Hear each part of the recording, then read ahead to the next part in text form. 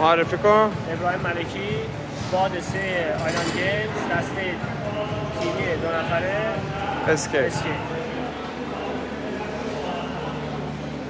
باربل کینگ 20 کیلوگرم نمیخواد این ورش منو 10 کیلوگرم 10 کیلوگرم 20 کیلوگرم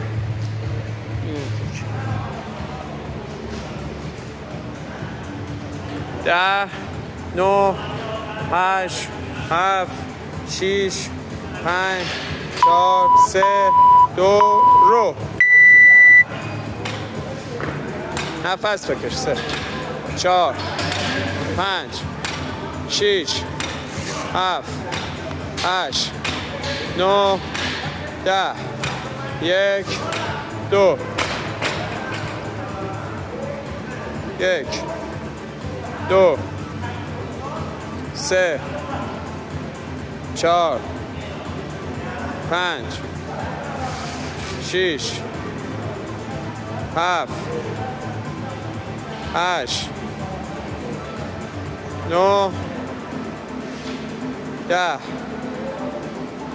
11 12 خوبه 9 تا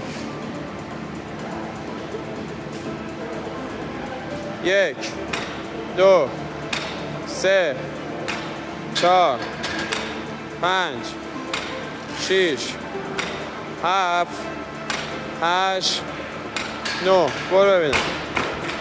برپیا تا لازم نیست پات حتما این ور باشه، سینه مهمه، پات بشه اون ور باشه کامل. 2 3 4 5 6 7 8 9 جامپ کن اونور شروع کن 6 تا 1 2 3 4 5 6 برو ببینم.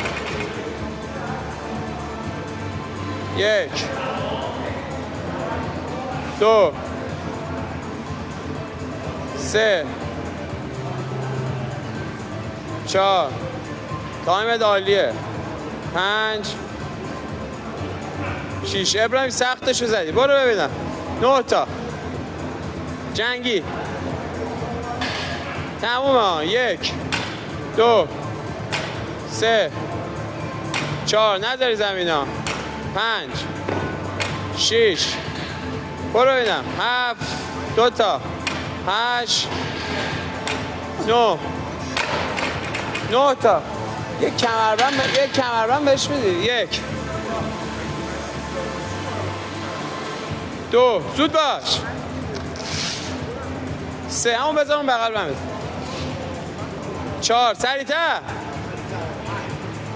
5 6 برو ابراهیم تایمت خوبه 7 8 9 بپرین ور شروع کن.